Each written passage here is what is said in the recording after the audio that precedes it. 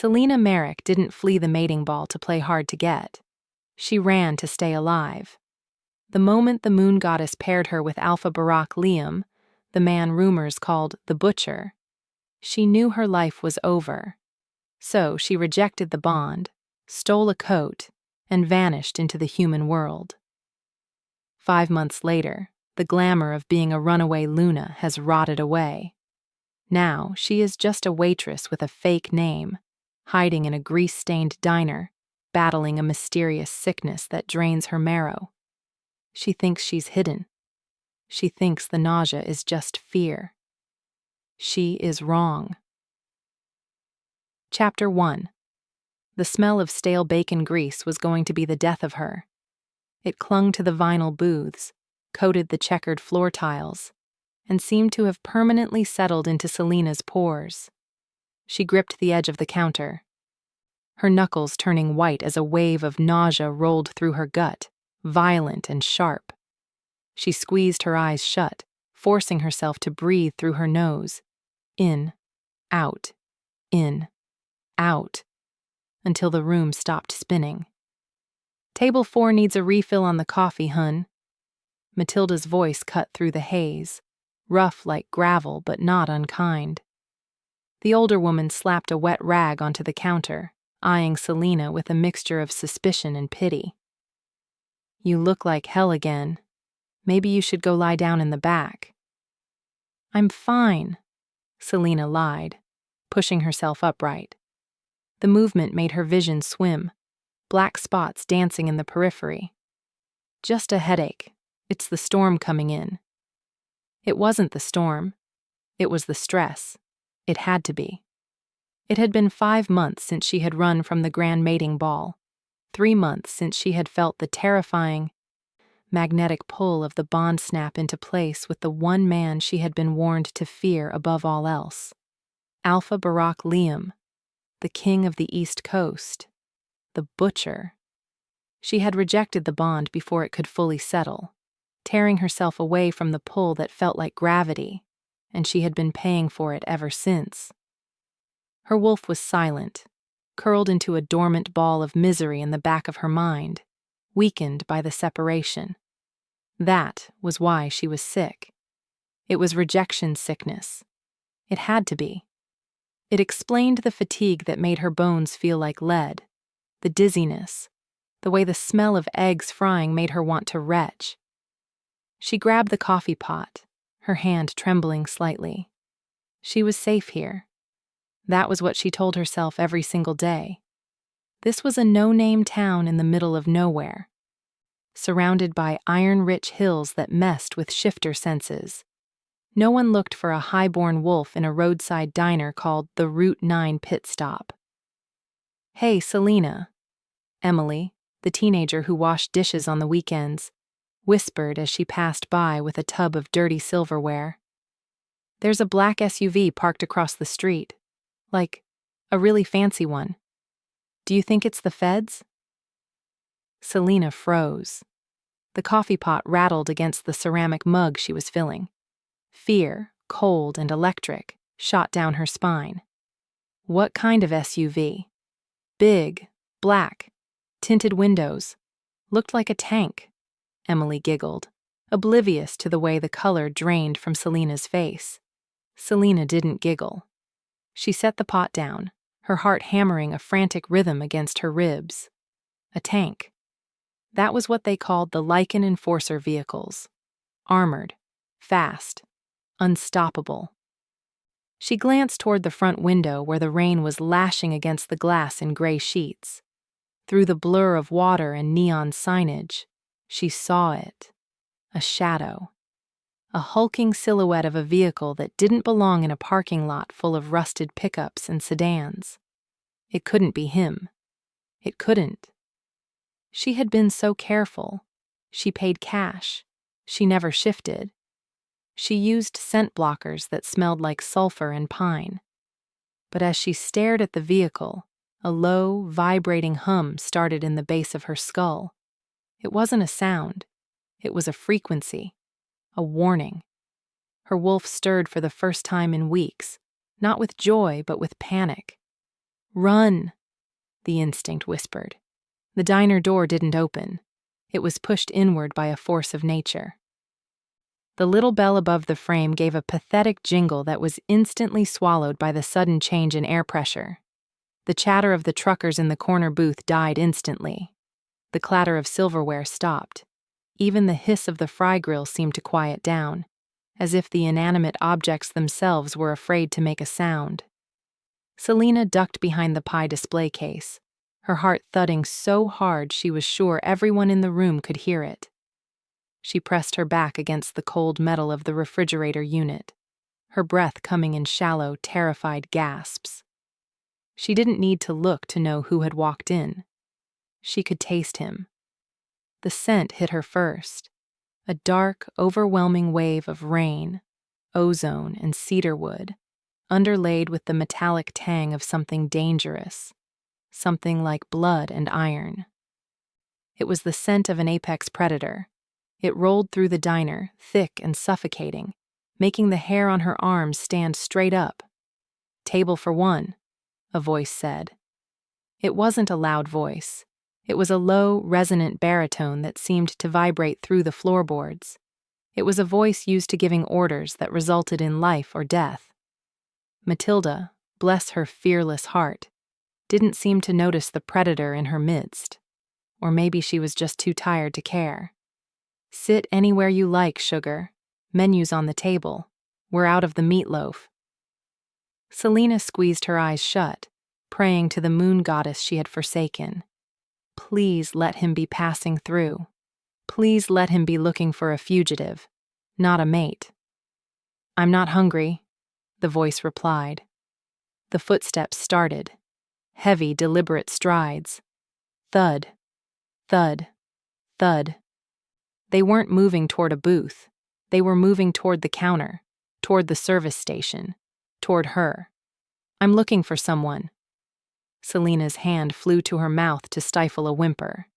The nausea roiled in her stomach again, violent and sudden, triggered by the proximity of his aura. It was crushing her. It felt like standing next to a nuclear reactor. "Looking for who?" Matilda asked, her tone shifting from tired to defensive. "We don't get many strangers around here." "A girl," the man said. The footsteps stopped. He was close, maybe 10 feet away, separated only by the counter and the pie case. About 5'5", pale, dark hair. Goes by the name Selena, though that isn't her name. There was a silence that stretched for an eternity. "Never heard of her," Matilda lied. Selena felt a tear leak out and track down her nose. Matilda was trying to save her, but lying to a Lycan Alpha was a death sentence. She couldn't let Matilda die for her. She had to move. She had to run. "Is that so?" The voice dropped an octave, turning into a growl that wasn't human. "Then perhaps you can explain why this diner reeks of her scent. Why I can smell her fear on the very air you breathe." A crash from the kitchen. Emily dropping a tray. "She's in the back," Emily squeaked, terrified by the growl. Betrayal. But Selena couldn't blame the girl. The aura radiating from the man was designed to force submission. Selena didn't wait. She scrambled on her hands and knees, staying low, and bolted for the rear exit that led to the alleyway. "Selena!" the voice roared, no longer calm, no longer controlled. It was a command that slammed into her back like a physical blow. She burst through the heavy metal door into the pouring rain, slipping on the wet asphalt, scrambling to regain her footing. She didn't look back. She just ran. The alley was a narrow throat of brick and darkness, smelling of wet cardboard and rotting garbage. Rain lashed against Selena's face, blinding her, plastering her waitress uniform to her shivering skin. Her cheap sneakers slapped against the puddles as she sprinted toward the chain-link fence at the end of the block. If she could clear the fence, she could get into the woods. If she got to the woods, she could try to mask her trail in the creek. It was a stupid plan. It was the plan of a desperate prey animal, not a thinking woman. You couldn't outrun a Lycan. You couldn't outrun him. She reached the fence, her fingers hooking into the wire mesh, tearing her skin as she tried to hoist herself up. Her body betrayed her. Her arms were weak, devoid of strength. The dizziness hit her again, and she slipped, her knees scraping agonizingly against the pavement. I expected more of a chase. A voice came from the shadows ahead of her. Selena froze, clutching the fence, looking up. A figure stepped out from behind the dumpster, blocking her path to the woods. It wasn't the man from the diner. This one was shorter, broader, with a shaved head and eyes that looked like flat, dead sharks. Beta Logan Donovan, Barack's executioner. "Please," she gasped, backing away. "I didn't do anything." "You rejected the king," Logan said, his voice void of emotion. He took a step forward, closing the distance. "That is treason." Selena spun around to run back toward the diner, but her path was gone. Standing at the other end of the alley, blocking the only exit, was the man from the diner. Alpha Barack Liam was a mountain of a man, even in a bespoke Italian suit that was now being ruined by the rain. He stood perfectly still, his hands in his pockets, his shoulders broad enough to block out the streetlights. He wasn't shifting. He didn't need to. The sheer menace radiating off him was enough to kill. "You led me on a merry dance, little wolf," Barack said softly. He began to walk toward her. He didn't rush. He moved with the terrifying inevitability of a landslide. Selena backed up until her spine hit the wet brick wall. She was trapped between the beta and the alpha, between death and something worse. "Stay back!" she screamed, though her voice cracked. She grabbed a shard of a broken beer bottle from the ground, holding it out with a shaking hand. "I'll kill myself before I let you take me." Barack stopped 5 feet away. The rain dripped from his dark hair, running down the sharp planes of his face. His eyes were glowing, a luminous, terrifying gold that cut through the gloom. He looked at the glass in her hand, then up to her eyes. He didn't look worried. He looked insulted. "You think death is an escape from me?" he asked, his voice low and raspy. "I would drag your soul back from the underworld myself." He lunged. It was too fast for human eyes to follow. 1 second he was 5 feet away. The next he was a wall of heat and muscle pressing her into the brickwork. He knocked the glass from her hand with a casual slap that numbed her arm, and then his hand was at her throat, not squeezing, but pinning, holding her there. Selena squeezed her eyes shut, waiting for the pain, waiting for the punishment. He was going to kill her.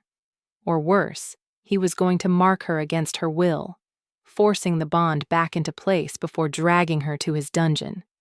She felt his body pressing against hers, hard and unyielding. She felt the heat of his rage, a physical temperature that seemed to steam against the cold rain. "Look at me," he snarled. Selena shook her head, tears mixing with the rain on her cheeks. "No. I said look at me." His hand moved from her throat to her jaw, forcing her head up. She opened her eyes and found herself drowning in molten gold. His face was inches from hers, contorted in a mask of fury and hurt pride. "Why?" he hissed, his breath hot against her skin. "I offered you a crown. I offered you protection, and you ran to this filth?" He gestured vaguely at the alleyway, at her stained uniform. "I wanted to be free," she whispered. "I didn't want to be owned." "You are my mate," Barack roared, the sound echoing off the brick walls, causing the dumpster lids to rattle.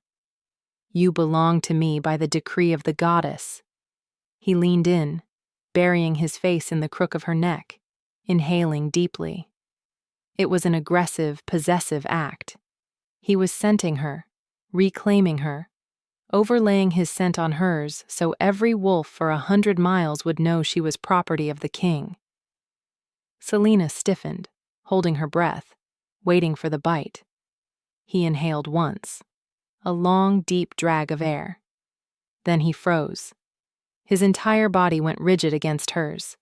The hand on her jaw tightened painfully for a microsecond before loosening completely. The angry heat radiating from him seemed to vanish, replaced by a sudden, icy stillness. He pulled back just an inch.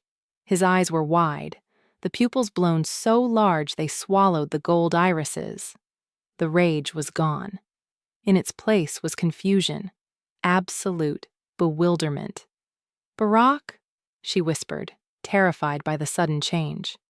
"What are you doing?" He didn't answer. He leaned down again, not to her neck, but lower.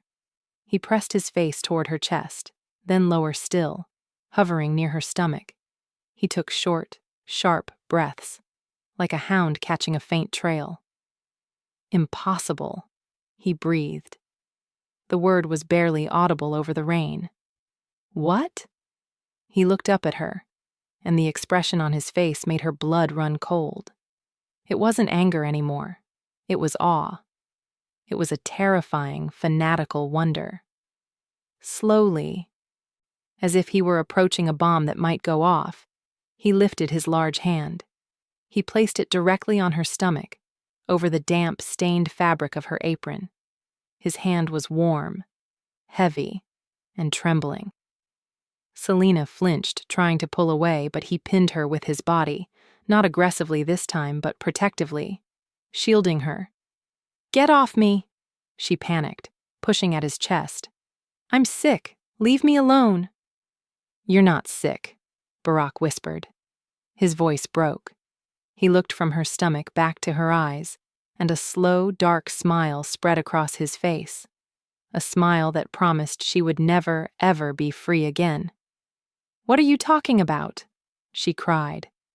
Barack leaned in, his lips brushing her ear, his hand flexing possessively over her womb. "Two," he murmured, the vibration traveling straight into her bones. "Two what?" "Two heartbeats," the Alpha said. "I smelled you, Selena, but underneath the fear, I smell my heir. The sickness isn't death, it's life, and the father just found her trail." Chapter 2. The rain continued to hammer down into the alleyway, but Selena could no longer feel it. The cold, biting wind that had been cutting through her thin waitress uniform was gone, replaced by a wall of suffocating heat. Barack stood over her, his massive frame blocking out the streetlights, blocking out the world. His hand was still pressed flat against her stomach, his palm trembling slightly against the damp fabric of her apron. The golden glow in his eyes hadn't faded. If anything, it had intensified, burning with a fanatical, terrifying realization. "Two," he repeated, the word barely a whisper, yet heavy enough to crush the air between them. Selena couldn't breathe. She was pinned against the wet brick, trapped between the hard muscle of his chest and the wall.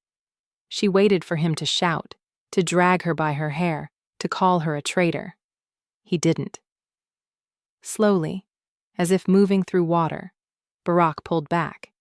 He shrugged off his suit jacket, a garment that likely cost more than the diner made in a year, and draped it over her shoulders. The silk lining was warm from his body heat. It smelled of him, dark cedar, rain, and sheer power. It was heavy, weighing her down, branding her. "You're freezing," he murmured. His voice wasn't the roar of the Alpha anymore. It was a rough, confused rumble.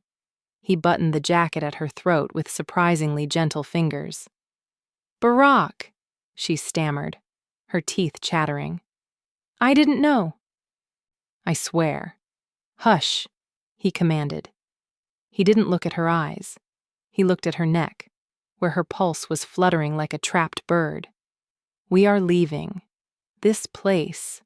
It smells of grease and despair. It is no place for an heir." He didn't give her a choice. He didn't grab her arm. He simply placed a hand on the small of her back and guided her toward the alley exit.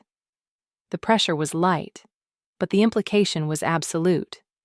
Move, or be moved. Beta Logan was waiting at the mouth of the alley. The shaved-headed enforcer looked from Barack to Selena, his flat eyes landing on the Alpha's jacket draped over the runaway's shoulders. Confusion flickered across his face, followed by a sharp, dangerous suspicion. "Alpha?" Logan asked, his hand hovering near the gun at his belt. "Is the target secured? Do we need restraints?" "Open the door," Barack said. His tone was flat, brookling no argument. Logan hesitated for a fraction of a second, a lifetime in wolf years, before opening the back door of the massive armored black SUV. Selena climbed inside. The interior was leather and silence. It smelled of new car and sterile air conditioning. It felt like a hearse. Barack slid in beside her. He didn't sit close, but his presence filled the cabin. As the door slammed shut, sealing them in, Selena felt the air pressure drop. The engine roared to life. As the car pulled away from the diner, away from Matilda, from Emily, from the only safe haven she had known, Selena felt a tear slide down her nose. "Are you going to kill me?" she whispered, staring at her hands. She had to know. She needed to know if she was walking to her execution. Barack turned his head slowly. In the passing streetlights, his profile was sharp, harsh, and beautiful in a cruel way.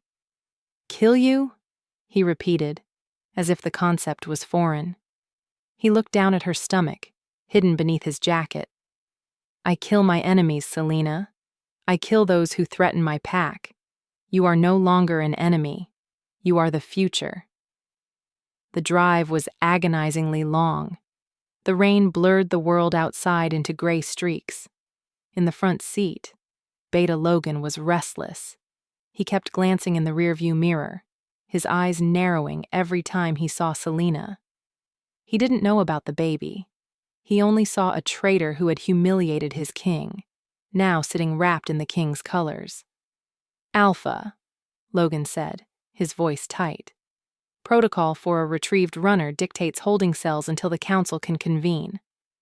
I can have the basement prepped by the time we arrive." Selena flinched. The basement. The dungeons.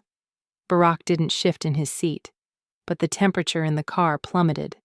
A low, vibrating growl started in his chest, a sound so deep it rattled the windows. "She goes to the master suite," Barack said softly. Logan's eyes widened in the mirror. "Sir? The master suite?" "But she rejected the bond. She is a flight risk. Security protocol." "Is to protect the pack." Barack cut him off. The growl rose, becoming audible, filling the small space with predatory menace. "She is the pack, Logan. If you suggest putting her in a cage again, I will tear your tongue out." Logan went pale. He gripped the steering wheel until his knuckles turned white. "Understood, Alpha." Selena looked at Barack, shocked. He was defending her. He was threatening his own Beta for her. She pulled his jacket tighter around herself, confused and terrified. This wasn't the monster she had run from. Or maybe this was a different kind of monster. One who didn't destroy, but possessed. They turned off the highway onto a private road that wound through dense, dark forests. These were the Blackwood lands. Ancient trees, thick with moss and fog, lined the driveway like sentinels. Then the estate came into view. It wasn't a house. It was a fortress of gray stone and glass, rising out of the mist like a jagged mountain peak. High walls topped with iron spikes surrounded the perimeter. Guards with assault rifles patrolled the gates. Floodlights cut through the rain, illuminating the Blackwood crest carved into the stone archway. A wolf's head with a crown of thorns. The SUV stopped at the front steps. "We are home," Barack said. He didn't wait for Logan. He opened his own door and stepped out into the rain, then turned and offered his hand to Selena. She stared at it.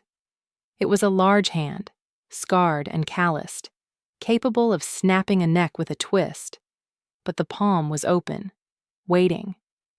She realized then that she had no choice. If she ran, the guards would shoot. If she stayed in the car, Logan would drag her out. She placed her trembling hand in his. Barack's fingers closed around hers, warm, firm, and possessive. He pulled her out of the car and led her up the stairs, not as a prisoner in chains, but as a prize won in war. The heavy oak doors groaned open, swallowing them into the belly of the beast. Chapter 3. Selena woke with a gasp, her heart hammering against her ribs. For a second, she thought she was back in the motel room, waiting for the roaches to scatter when she turned on the light. Then she felt the sheets. They were silk, cool, slippery, and impossibly soft against her skin. She sat up, the duvet falling away. She wasn't in a motel. She was in a bed large enough to sleep 4 people, in a room that smelled of lavender and beeswax. High ceilings, velvet curtains, a fireplace crackling with low embers.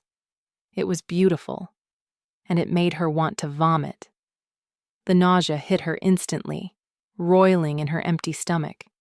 She scrambled out of bed, her bare feet sinking into a plush Persian rug, and ran for the door that looked like a bathroom. She barely made it to the marble basin before she retched. Nothing came up but bile and fear.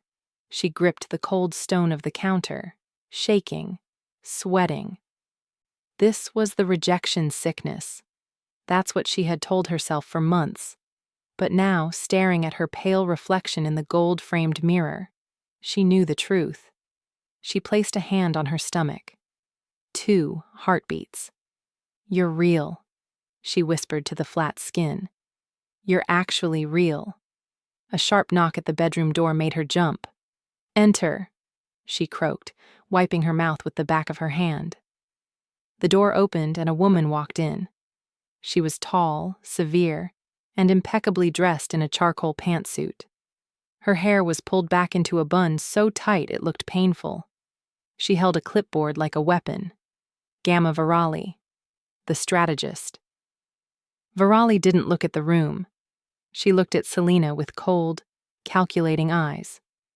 She scanned the oversized t-shirt Selena had slept in, her messy hair, her pale face. She didn't look impressed. "You look terrible," Virali stated flatly. "Nice to see you too, Virali," Selena muttered, walking back into the bedroom, wrapping her arms around herself. "The Alpha has requested your presence for breakfast," Virali said, checking something off on her clipboard. "However, looking like a drowned rat will not do. The staff is already whispering. If the pack sees you weak, they will question his judgment in bringing you back." "I didn't ask to be brought back," Selena snapped. Virali stopped writing. She looked up, her expression hardening. "No, you didn't. You ran.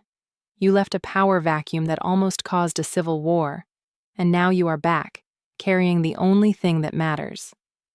Virali took a step closer. "Let's be clear, Selena. I don't care about your romance. I care about the stability of this region. You are walking on thin ice. Do not crack it." She snapped her fingers. 2 maids entered, carrying a rack of clothes. Silks, cashmeres, soft wools. "Get dressed, and try to look like a Luna, not a victim." When the maids left, Selena didn't get dressed. She went to the window. It was floor-to-ceiling glass, overlooking a sheer drop into the forest below. There was no balcony, no ledge, just a 30-foot drop onto jagged rocks. She went to the door. Locked from the outside? No. It opened easily. She peeked into the hallway. It was empty, quiet. Hope flared in her chest. Maybe she could just walk out? Maybe they were arrogant enough to leave her unguarded. She stepped into the hall barefoot. She made it 3 steps before a shadow detached itself from the wall. A guard. Massive. Silent. Wearing the Blackwood crest. He didn't say a word. He just stepped in front of her path, crossing his arms. He didn't look angry. He looked like a wall. Selena turned around. Another guard stood at the other end of the hall. She wasn't a guest. She was a bird in a golden cage. Defeated, she retreated back into the room, slamming the door. She leaned against it, sliding down to the floor, burying her face in her knees. There was no way out. Not this time. She must have dozed off on the floor, exhausted by the stress. She woke to the feeling of being watched. It was a physical sensation, like a touch on the back of her neck. Selena opened her eyes. Barack was sitting in the armchair across the room. He hadn't made a sound. He was leaning forward, his elbows on his knees, his hands clasped. He was wearing a dark sweater that made him look less like a soldier and more like a predator at rest. He was just staring. His eyes traced the line of her jaw, the curve of her shoulder, the way her hands were curled in her lap. It wasn't a lecherous stare. It was intense, unblinking, and deeply unsettling. It was the look of a dragon guarding its hoard. "You sleep on the floor," he said softly, "when there is a bed fit for a queen 2 feet away." "I prefer the floor," Selena lied, scrambling to her feet. "It's grounding." Barack stood up. He moved with a liquid grace that belied his size. He walked toward her, stopping only when he was close enough that she could smell the coffee and mint on his breath. "You don't have to be afraid, Selena," he said. He reached out, tucking a stray lock of hair behind her ear. His fingers lingered on her skin, hot and rough. "I told you, you are home." "This isn't a home," she whispered, her voice shaking. "It's a prison. There are guards at my door." "There are wolves at the gate," Barack corrected, his eyes darkening. "The guards are not there to keep you in. They are there to keep the world out." Chapter 4. Sit on the table, please. Dr. Anahita was a small woman with kind eyes and hands that smelled of antiseptic and sage. She moved efficiently around the medical suite, a high-tech facility located in the west wing of the estate. Selena hopped onto the examination table, the paper crinkling loudly in the silence. Barack stood in the corner. He refused to leave. He stood with his arms crossed, watching every move Anahita made with hawk-like intensity.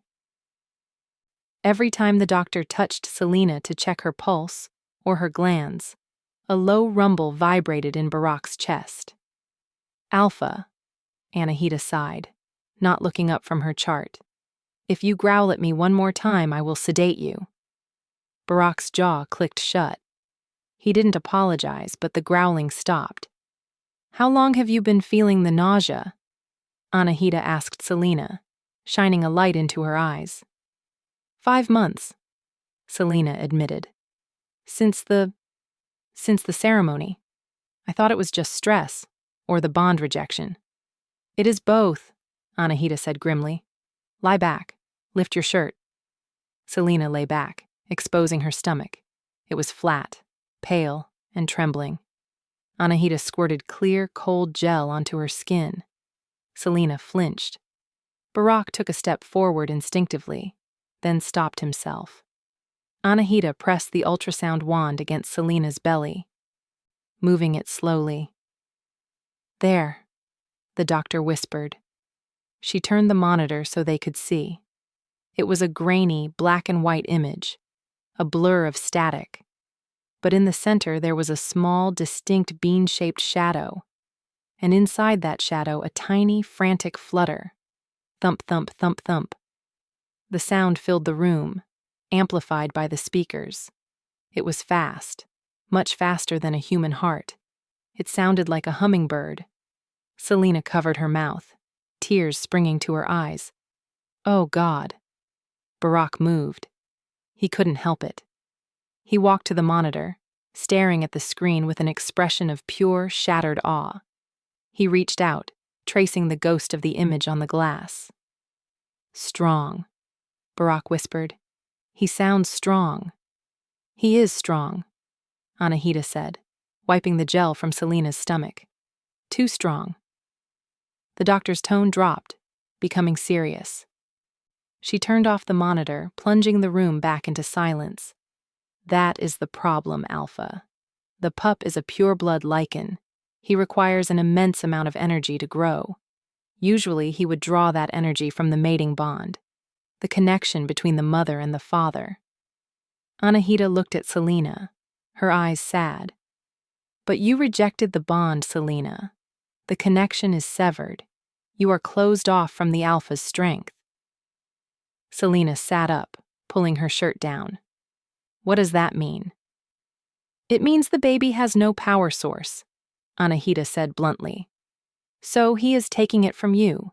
He is leaching calcium from your bones, iron from your blood, and magic from your wolf. That is why you are sick. That is why you are fainting. Barack's face went gray. Is she in danger? If this continues? Anahita nodded. Yes. As the pup grows, he will drain her dry. Her wolf is already fading. If she doesn't accept the bond, neither of them will survive the winter. The air was sucked out of the room. Selena stared at the doctor, horrified.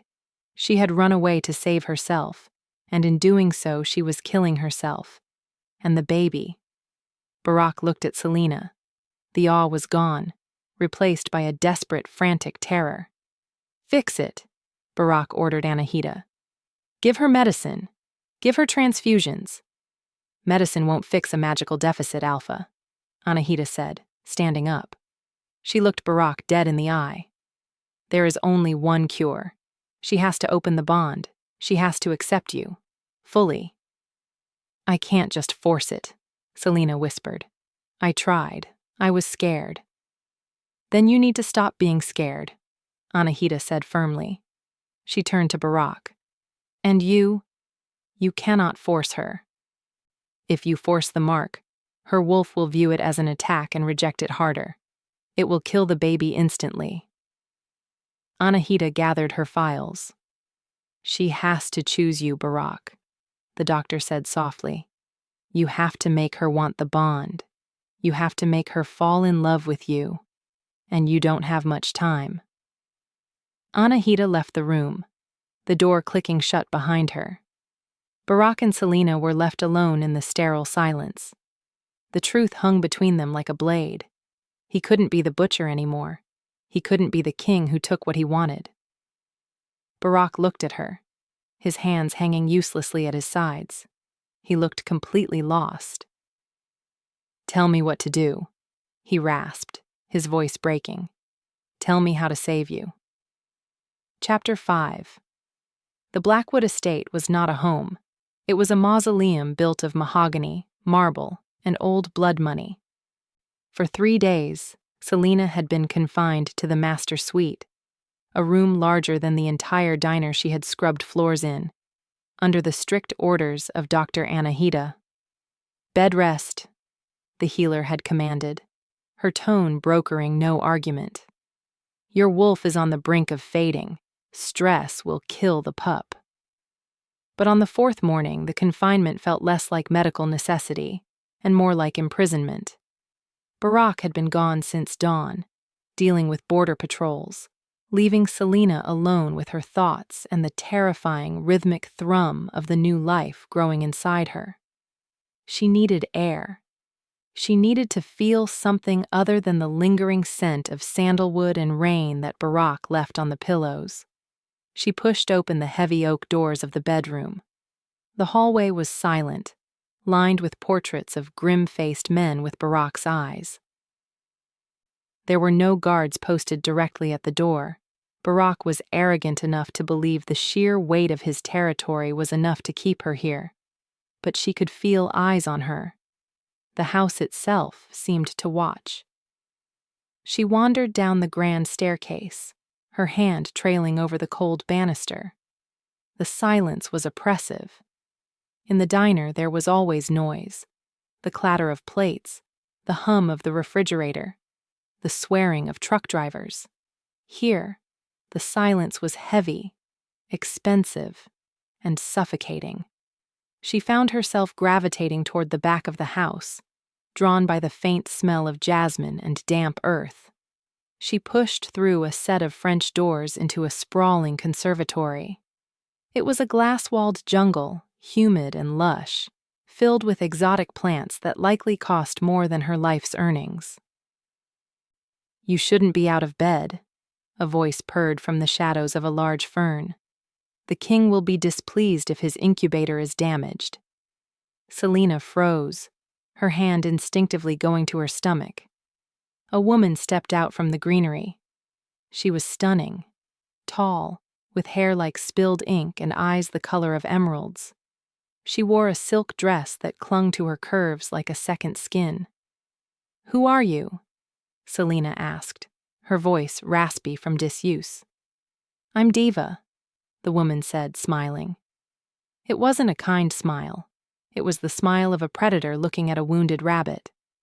"I'm the one who was supposed to be standing where you are, before you ran away like a coward and dragged our Alpha's name through the mud." Selena stiffened. She knew who Diva was. The pack gossiped, and even in her short time here she had heard the whispers from the maids. Diva was high-ranking, ambitious, and vicious. She had been campaigning to be Barack's mate for years. "I didn't ask for this," Selena said quietly, stepping back. "I didn't ask for the bond. I didn't ask for him." Diva laughed, a sharp, brittle sound. She walked around Selena, circling her, inspecting her baggy sweatpants and oversized t-shirt with open disdain. "Of course you didn't. You're a stray, a nobody. And yet, here you are, carrying the royal heir inside that fragile little body." Diva stopped in front of her, leaning in close. She smelled of expensive perfume and something bitter. "Do you think he kept you because he cares? Do you think the butcher has a heart?" "He hasn't hurt me," Selena defended, though she didn't know why. Perhaps it was because Barack hadn't hurt her. He had been overwhelming, possessive, and terrifying, but he had treated her with a strange, reverent gentleness since the alleyway. "Give it time," Diva whispered, her eyes gleaming with malice. "You know the stories.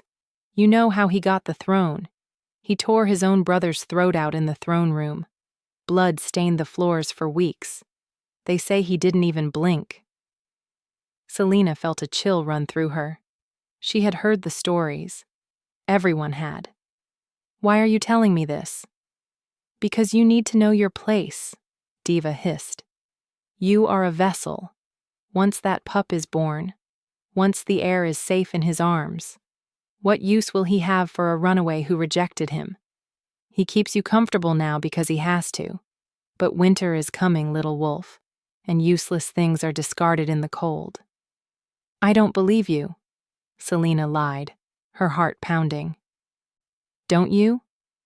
Diva raised an eyebrow. "Come, let me show you exactly how much he cares about you."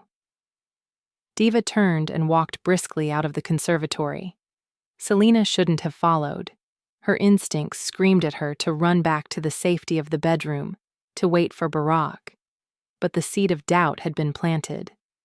She followed Diva down a long, winding corridor in the east wing, a part of the house that felt unused, the air stagnant and still. Diva stopped in front of a white door at the end of the hall. "Open it!" Selena hesitated, her hand trembling as she reached for the knob. She turned it and pushed the door open. The breath left her lungs. It was a nursery. But it wasn't just a room. It was a shrine. The walls were painted a soft, calming gray. There was a crib carved from white oak, filled with soft blankets. There were shelves lined with books, toys, and tiny clothes, He bought all of this, Diva said from the doorway, her voice devoid of warmth. Months ago, before he even found you, before he knew you were pregnant. I don't understand, Selena whispered, walking into the room. She ran her hand over the crib. It was beautiful. He was planning this, Diva said, her voice dropping to a conspiratorial whisper. He was preparing the cage. He knew he would find you. He knew he would breed you. Look at it, Selena. There is nothing here for you. No chair for a mother to nurse in. No bed for you to rest. It's a room for a baby. Selena looked around frantically. Diva was right. It was a room designed for a child, devoid of any comfort for an adult. He doesn't want a mate, Diva said, delivering the final blow. He wants a legacy. And once you give it to him, you're just a loose end. Selena backed out of the room, her chest heaving. The beautiful crib suddenly looked like a coffin. The soft toys looked like mocking spectators. Get out, Selena gasped, stumbling back into the hallway. I'm leaving, Diva said, a satisfied smirk playing on her lips. But ask yourself this tonight when he plays the doting husband. If he loved you, why did he kill his own flesh and blood? And why would he hesitate to kill a stranger who embarrassed him? Diva turned and walked away, her heels clicking rhythmically on the hardwood floor. Selena stood alone in the hallway, staring into the nursery. The sickness rose in her throat again, violent and acidic. She wasn't safe here. Barack didn't see her as a person. He saw her as an incubator. A temporary housing unit for the only thing he actually cared about. She turned to flee back to her room, but she slammed directly into a hard, solid chest. Strong hands gripped her shoulders to steady her. The scent of rain and sandalwood engulfed her. Selena? Barack's voice rumbled above her, deep and laced with concern. What are you doing in the East Wing? You're supposed to be resting. She looked up at him. His golden eyes were searching her face, looking for injury. For a second, she wanted to collapse into him. But then she saw the nursery door open behind her. She saw the crib. She saw the ghost of the brother he murdered. She pulled away from his touch as if he burned her. Don't touch me, she whispered, backing away, wrapping her arms around her stomach. Don't you dare touch me. Barack froze, his hands hovering in the air, his eyes narrowed, shifting from her terrified face to the open door of the nursery, and then to the lingering, bitter scent of Diva's perfume in the hallway. His expression darkened. The concern vanished, replaced by a cold, terrifying rage. But this time, Selena didn't know if the rage was for her or for the woman who had just poisoned his well. What did she tell you? He growled. Chapter 6. Dinner was a silent, agonizing affair. Barack had ordered a table set on the private balcony of the master suite, overlooking the sprawling forests of his territory. The moon was high and full, casting a silver glow over the fine china and crystal glasses. It should have been romantic. Instead, it felt like an interrogation. Selena sat stiffly in her chair, pushing a piece of roasted duck around her plate. She hadn't eaten since lunch, but her stomach was knotted so tight she couldn't swallow. Barack sat opposite her, watching her every movement with intense, unblinking focus. He had dismissed the staff. He poured her water himself. He cut her meat. It was domestic, but in the hands of a warlord, it felt predatory. You need to eat, Barack said, his voice breaking the silence. It wasn't a suggestion. Anahita says the pup is taking everything. You are losing weight. I'm not hungry, Selena murmured, refusing to meet his eyes. Selena, he warned, a low rumble in his chest. Do not punish the child because you are angry with me. I'm not angry, she snapped, finally looking up. Her eyes were red-rimmed. "I'm terrified. There is a difference." Barack set his knife down slowly. The metal clicked against the porcelain. "I told you. No harm will come to you within these walls. Diva has been dealt with. She will not approach you again." "Dealt with?" Selena laughed humorlessly. "Did you kill her too? Like your brother?" The air in the room dropped 10 degrees. Barack's jaw clenched, a muscle feathering in his cheek. He didn't deny it. He didn't explain. He just stared at her with those bottomless golden eyes, his silence confirming every fear Diva had planted. A knock at the door shattered the tension. "Enter!" Barack barked, not looking away from Selena. A young guard, new to the inner circle, stepped onto the balcony. He looked nervous, holding a tablet. "Alpha. Beta Logan needs your approval on the perimeter shifts for the gala." Barack took the tablet, scrolling through it quickly. The guard's eyes flickered to Selena. It was a brief glance, but it lingered. He looked at her mismatched, oversized clothes, at her pale, frightened face. His lip curled slightly, a micro-expression of judgment, a look that said, "This is the Luna? The runaway?" "Is there a problem, soldier?" Barack asked. He hadn't looked up from the tablet, but his voice was lethal. The guard jumped. "No, Alpha. I didn't expect the Luna to be dressed like that for dinner." It was a stupid comment, a nervous slip of the tongue. Barack stood up. The chair scraped loudly against the stone floor. The guard went pale. "Alpha, I didn't mean—" "You dare?" Barack asked, his voice deceptively soft. He walked around the table. He moved like smoke. "You dare to look at my mate? You dare to judge her?" "No, sir, I swear." "She carries my heir," Barack snarled, towering over the shaking man. "She is the blood in my veins.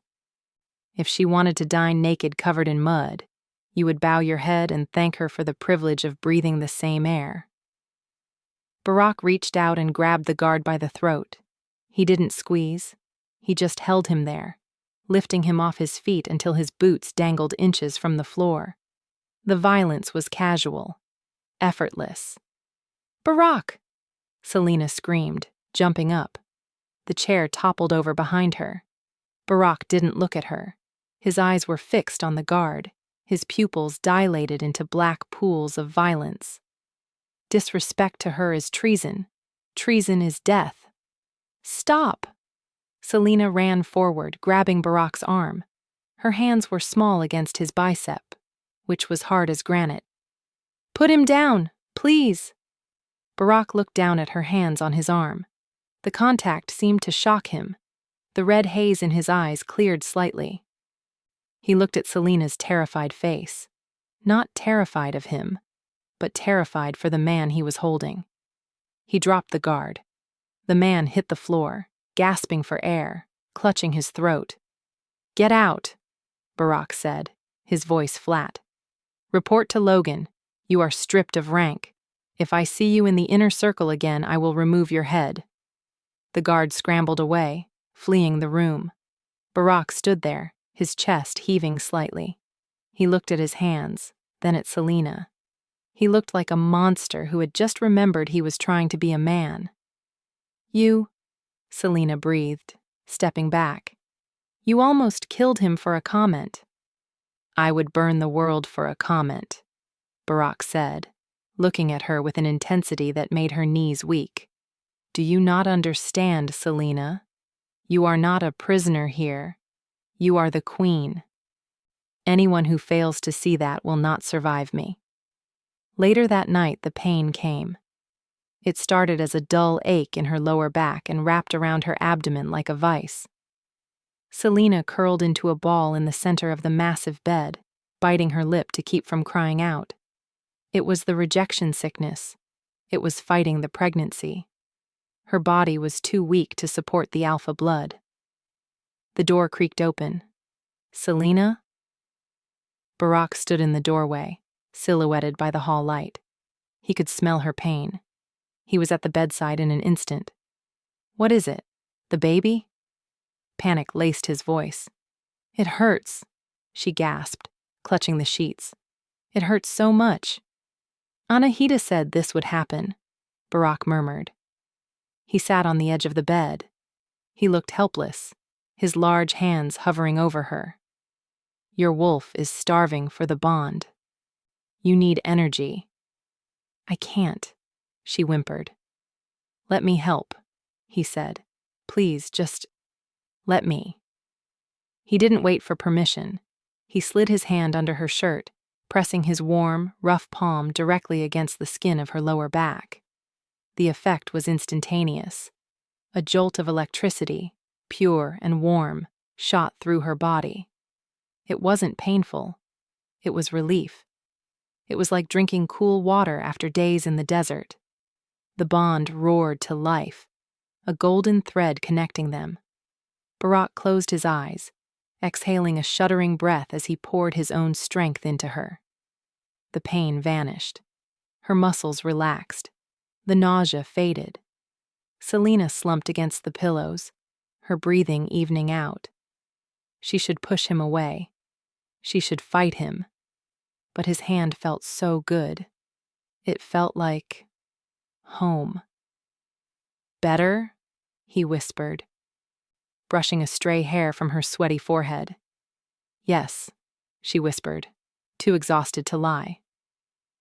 Barack didn't move his hand. He lay down on top of the covers beside her, keeping the contact broken only by the sheet. "Sleep, Selena. I have you. I won't let the pain take you." For the first time in 3 months, Selena slept without nightmares. Chapter 7. The annual Harvest Gala was mandatory. That was what Gamma Virali had said, her voice clipped and professional. "The rumors are spreading, Alpha. The neighboring packs think you haven't claimed her. They think you are weak. If she doesn't appear by your side tonight, we will have war by morning." So Selena was being painted for war. She stood on a podium in the dressing room while 3 maids pinned and tucked a gown of deep, midnight blue velvet. It was long-sleeved, high-necked, but backless, a dress designed to be modest yet alluring. It hid the slight curve of her stomach but accentuated the curve of her hips. Barack leaned against the doorframe, watching. He was dressed in a tuxedo, the black fabric straining against his shoulders. He looked devastatingly handsome, and he knew it. But his eyes weren't on the mirror. They were on the exposed skin of her spine. "It's too low in the back," he grumbled. "It is fashionable, Alpha," the seamstress said nervously. "I don't care about fashion," Barack growled, walking into the room. He stopped behind Selena, his reflection towering over hers in the mirror. He placed his hand on the bare skin of her back. His touch was branding. "I don't want them looking at her skin. They don't deserve to see it." Selena met his eyes in the mirror. "It's just a back, Barack. Stop acting like a caveman." Barack's lips quirked up, a rare, genuine half-smile. "I am a wolf, Selena. We are cavemen by nature." He leaned down, whispering in her ear. "Stay close to me tonight. The sharks are circling." The ballroom was a sea of diamonds, silk, and power. Every alpha from the eastern seaboard was there. The air was thick with the scent of competing pheromones, expensive champagne, and hidden agendas. When Barack led Selena down the grand staircase, the room went silent. His hand was on the small of her back, a possessive weight that guided and claimed her. Selena held her head high, channeling every ounce of strength she had left. She felt the eyes, judgmental eyes, hungry eyes. "Breathe," Barack murmured. "I won't let them near you." They moved through the crowd. Gamma Virali was watching from the sidelines, her face tight. She gave a curt nod, acknowledging that Selena looked the part. "Alpha Barack," a voice called out. And the elusive Luna. An older Alpha stepped forward, bowing slightly. Barack engaged him in conversation, talking politics and territory lines. Selena sipped her sparkling water, feeling like a doll on a shelf. "Smile," Barack whispered when the man walked away. "You look like you're at a funeral." "Maybe I am," she retorted. Barack tightened his grip on her waist, pulling her flush against his side. "Not tonight. Tonight you are the queen. Act like it." The atmosphere shifted. It wasn't a sound. It was a temperature change. The crowd near the entrance parted like the Red Sea. A man walked in. He was the polar opposite of Barack. Where Barack was dark, brooding, and stoic, this man was golden. Blonde hair, bright blue eyes, and a smile that was all teeth and charm. He wore a white suit that stood out against the sea of black tuxedos. Alpha Blaze, the Lord of the South, Barack's greatest rival. "He wasn't invited," Barack said, his voice dropping to a subsonic growl. His body went rigid against Selena's. Blaze scanned the room, his eyes landing on Barack instantly. Then they slid to Selena.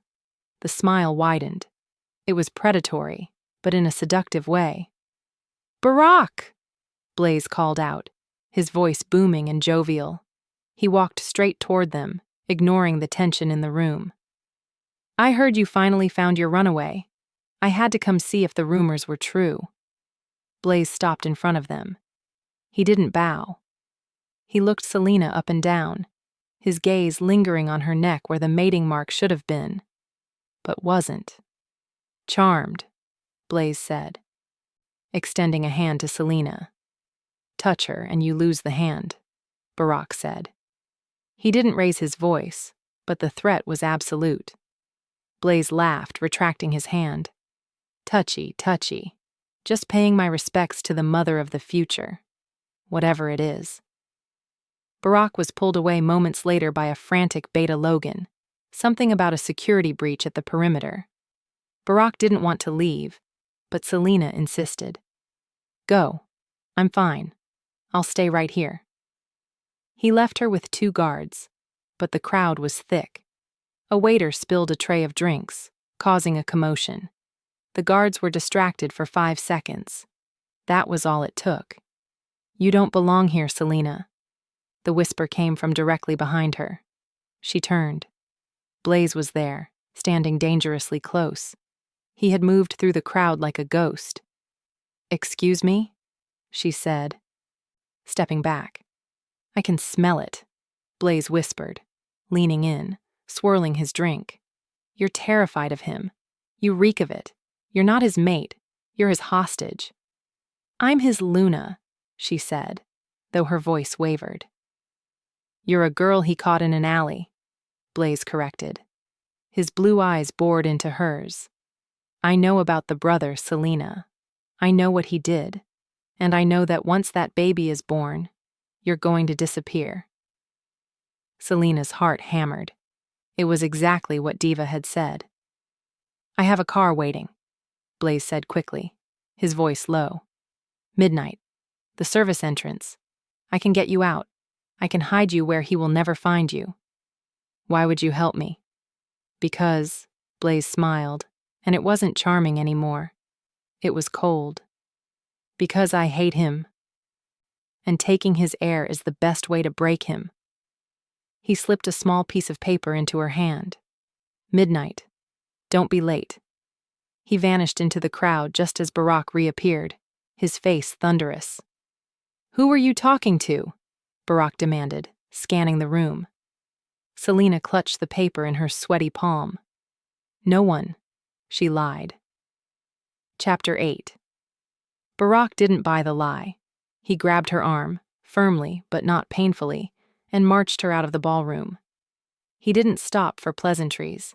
He dragged her through the corridors, up the stairs, and into the master suite, slamming the door hard enough to shake the paintings on the walls. "Don't lie to me!" he roared, spinning on her. He tore his tie off and threw it across the room. I saw him near you. I smelled his stench on you. What did Blaze say?"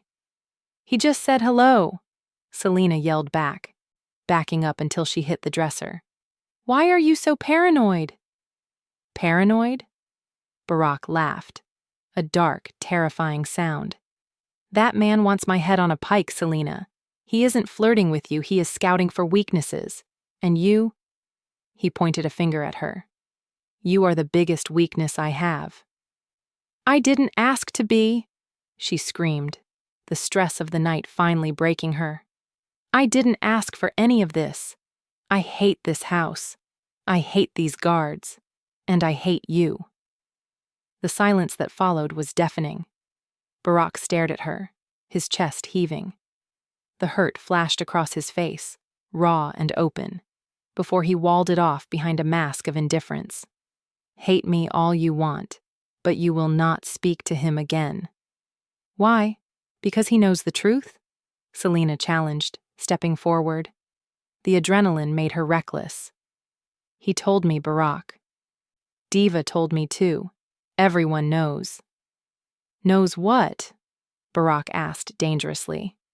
"About your brother," she shouted. "About how you killed him. You slaughtered your own family to get that throne. You're a monster. And Blaze is right. Once this baby is born, you're going to kill me too because you can't stand anyone challenging your power." Barack went completely still. The color drained from his face, leaving him gray. He looked like she had physically struck him. "Is that what you think?" he whispered. His voice was broken. "You think I'm going to kill you?" "Why shouldn't I?" she cried, tears streaming down her face. "You're the butcher." Barack didn't yell. He didn't rage. He slowly began to unbutton his shirt. His hands were shaking. "What are you doing?" Selena asked, confused. He pulled the shirt open and shrugged it off his shoulders. Letting it fall to the floor, he turned around. Selena gasped, her hands flying to her mouth. Barack's back was a ruin. 4 massive, jagged scars raked diagonally from his right shoulder to his left hip. They were old, thick, and ugly, the kind of wounds that should have killed him. They weren't from a blade. They were claw marks, massive ones. "My brother," Barack said to the wall. "He had the madness, the rabies of the soul." He turned back to face her. His eyes were wet. "He attacked the nursery first," Barack said, his voice hollow. "He went after the pups. My father couldn't stop him. No one could. He was going to slaughter the entire pack." He took a step toward her. "I didn't kill him for power, Selena. I stepped between him and the children. He did this to me." He gestured to his chest, where more scars were visible. "I begged him to stop. I let him tear me apart for 10 minutes trying to reach his humanity. But he was gone, so I snapped his neck." A tear tracked down his cheek. "I killed the only person I ever loved besides you," he whispered, "to save the pack. And I have hated myself every single day since." Selena stood there, the paper with Blaze's note burning a hole in her hand. Her heart shattered. Everything Diva and Blaze had said was a lie. A twisted version of the truth designed to make her run. Barack wasn't a monster.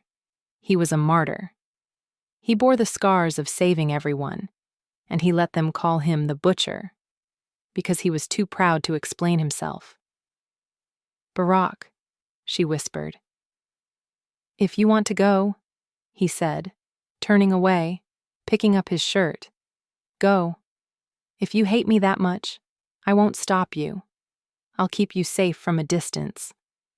But don't look at me like I'm going to hurt you. That kills me." He started to walk toward the bathroom, defeated. Selena didn't think. She moved. She crossed the room and wrapped her arms around his waist from behind, pressing her face against his scarred back. Barack froze. "I'm sorry," she sobbed into his skin. "I'm so sorry." For a moment he stood rigid. Then, a shudder ran through his massive frame. He turned around in her arms, burying his face in her neck, clinging to her like a drowning man. "Don't leave me," he rasped against her pulse. "Please, Selena, don't leave me." Selena squeezed her eyes shut, holding him tighter. The bond flared, warm and bright, no longer painful. She opened her hand, letting the piece of paper with Blaze's escape plan flutter to the floor, unseen. "I'm not going anywhere," she whispered. But outside, in the dark of the night, a phone buzzed in the pocket of a traitor within the house. The message was sent. She didn't come. Move to Plan B. Chapter 9. Sunlight filtered through the heavy velvet curtains, painting stripes of gold across the duvet. Selena blinked her eyes open, her body heavy with a strange, unfamiliar lethargy. It wasn't the exhaustion of fear. It was the deep, restorative sleep of safety. She shifted, realizing she wasn't alone. Barack was sitting in the armchair in the corner of the room, fully dressed in casual clothes, a dark gray sweater and jeans that made him look less like a king and more like a man. He had a book in his lap, but he wasn't reading. He was watching her. Usually his gaze made her want to hide. Today, it felt like a warm blanket. "You slept for 12 hours, he said softly, his voice a low rumble that vibrated in her chest. "I didn't mean to," Selena murmured, sitting up.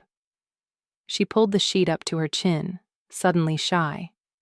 The memory of last night, her arms around his scarred back, his tears on her neck, flooded back. They hadn't slept together, not like that, but the intimacy had been far more intense than sex. "Dr. Anahita is pleased," Barack said, standing up and walking over to the bed. He moved differently now. The predatory edge was still there, but it was leashed. "She says your heart rate has stabilized. The pup is settling." He sat on the edge of the mattress. He hesitated for a moment, then reached out, his large hand hovering near her cheek. He waited. He was waiting for her permission. Selena leaned into his touch. Barack let out a breath he seemed to have been holding for hours. His thumb brushed her cheekbone, his skin rough but gentle. "Hungry?" "Starving," she admitted. "Good." A small smile tugged at the corner of his mouth. "Because I dismissed the chef. I didn't want anyone else in here this morning. You're stuck with my cooking." The kitchen was a gleaming expanse of stainless steel and marble, usually bustling with staff. Now it was quiet, smelling of coffee and burnt toast. Selena sat on a stool at the island, watching the Alpha of the East Coast struggle with an omelet pan. It was almost comical. Barack Liam, the man who could crush a skull with one hand, was currently frowning with intense concentration at a spatula. "You're burning the butter," Selena pointed out, biting her lip to hide a smile. "I am not," Barack grumbled, flipping the eggs. "I am caramelizing it. It's a technique." "It's smoke," she laughed. Barack froze. He turned slowly to look at her. The spatula dripped egg onto the pristine counter, but he didn't notice. His eyes were fixed on her face with an expression of pure wonder. "What?" she asked, self-conscious. "You laughed," he whispered. "I have never heard you laugh." The air in the kitchen shifted. It became thick, charged with something tender and terrifying. Selena looked down at her hands. "I haven't had much to laugh about lately." Barack abandoned the stove. He walked around the island and stood between her knees, his hands resting on the counter on either side of her, boxing her in. But this time the cage didn't feel like a trap. It felt like a fortress. "I will spend the rest of my life trying to make you laugh, Selena," he vowed, his voice fierce. "I will replace every bad memory with a good one. I swear it." He leaned in, his forehead resting against hers. Selena closed her eyes, breathing in his scent, cedar, rain, and now, burnt butter. The nausea that had plagued her for months was gone, replaced by a hum of energy. Suddenly, a strange sensation fluttered low in her abdomen. It wasn't pain.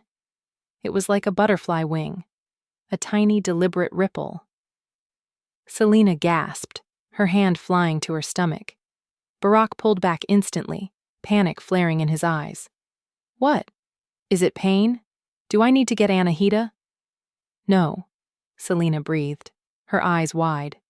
No, it's... Give me your hand. She took his large hand and pressed it firmly against the curve of her belly, just above the waistband of her sweatpants. They waited. Silence stretched, heavy and expectant. Then, it happened again. A tiny, distinct thump. Barack's eyes went wide. His jaw dropped. The butcher, the warlord, looked absolutely floored. He moved, Barack whispered, his voice shaking. Or she, Selena corrected softly. Barack looked at her, his golden eyes shimmering with unshed emotion. We made this, he said, as if realizing it for the first time. Despite everything, life found a way. He leaned down, pressing a kiss to her forehead, then her nose, then hovering just inches from her lips. Selena didn't pull away. She tilted her head up, her heart pounding. The kitchen door burst open. Alpha, we have a... Beta Logan Donovan skidded to a halt, his chest heaving. He took in the scene. The Alpha and the Luna. Intimate. Domestic. The smell of burnt eggs in the air. Logan looked like he wanted to disappear, but the urgency on his face was too great. Barack didn't pull away from Selena, but his body hardened. The tenderness vanished, replaced instantly by the armor of the king. He turned his head, his eyes cold. This better be an invasion, Logan. It is, sir, Logan said grimly. Not troops. Data. Someone bypassed the firewall on the western perimeter sensors. They were looped for 10 minutes last night. Barack straightened up, stepping away from Selena. The loss of his warmth was immediate and jarring. 10 minutes is enough to move a battalion. Did they enter? We don't know, Logan admitted. But we found tracks near the service road. Silver-tipped boots. Mercenaries. Barack's face went stone cold. He looked at Selena. Get Virali. Lock the estate down. No one comes in. No one goes out. And sweep the house again. We did, Alpha, Logan said quietly. If someone let them in. The call came from inside the house.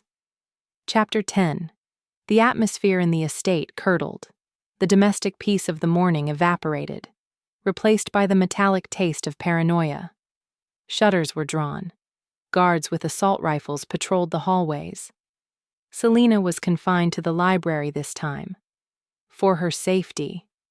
But it felt like a cell. Gamma Virali was tearing the staff apart in the main hall. Selena could hear her sharp, clipped voice through the heavy oak doors. Who had access to the server room? I want logs. I want alibis. Selena paced the room. She couldn't just sit here. The call came from inside the house. That meant the traitor was still here. She thought of Diva. Barack had said Diva was dealt with, but he hadn't killed her. He had exiled her to the lower quarters, stripping her of rank. But exiles still had eyes. Selena slipped out of the library when the guard at the door turned to answer his radio. She didn't go toward the safe zones. She went toward the servants' wing. The lower quarters were damp and smelled of bleach. It was a stark contrast to the velvet and gold of the upper floors. Selena moved silently, her sneakers making no sound on the concrete. She didn't know what she was looking for until she saw her. Diva was standing near the laundry chutes, holding a basket of linens. She looked humbled, wearing a gray uniform, her hair tied back, but her posture was wrong. She wasn't slouching in defeat. She was tense, alert. Selena watched from behind a pillar. Diva looked left, then right. When the coast was clear, she didn't put the laundry in the machine. She reached behind the industrial dryer, pulling out a loose brick in the wall. Selena's breath hitched. Diva pulled something out. It wasn't a weapon. It was a small black burner phone. She tapped out a quick message, her thumbs flying, a cruel, satisfied smirk twisting her lips. She shoved the phone back into the hole and replaced the brick. She wasn't just sulking. She was coordinating.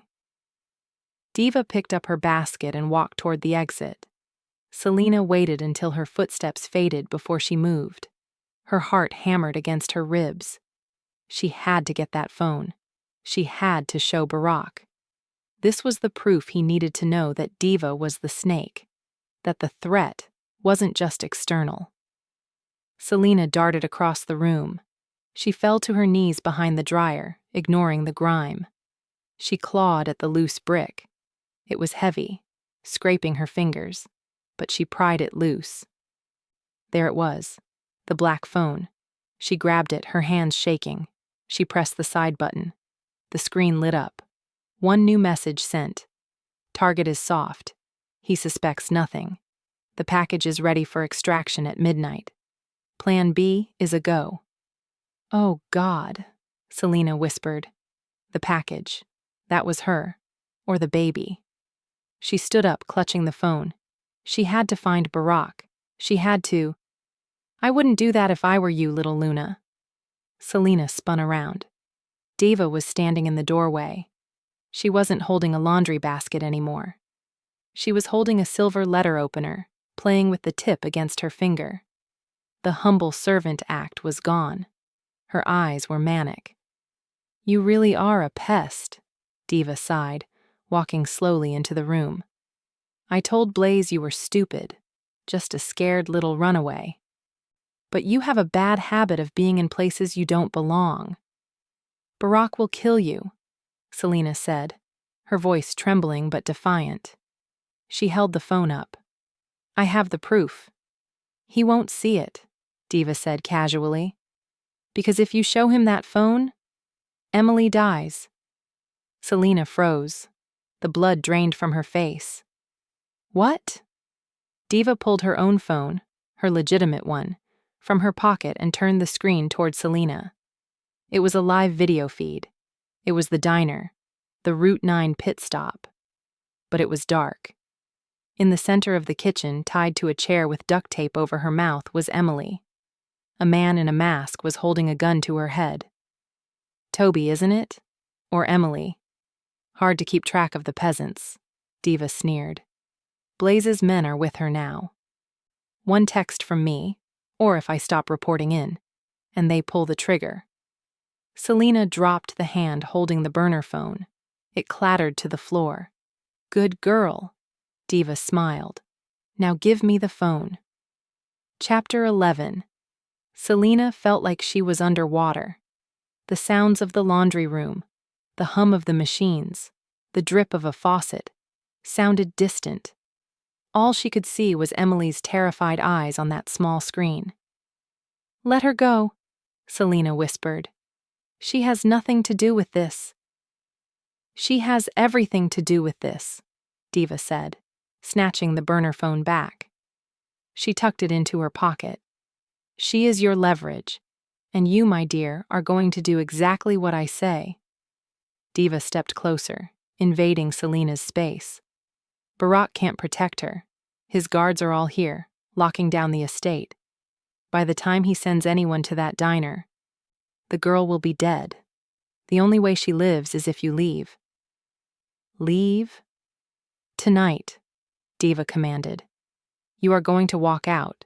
You are going to leave a note saying you realized you couldn't be a queen, that you never loved him. You are going to break his heart so thoroughly that he won't come looking for you. He will come, Selena said. He won't stop. He will if you make him believe you betrayed him, Diva hissed. If you don't, Emily dies.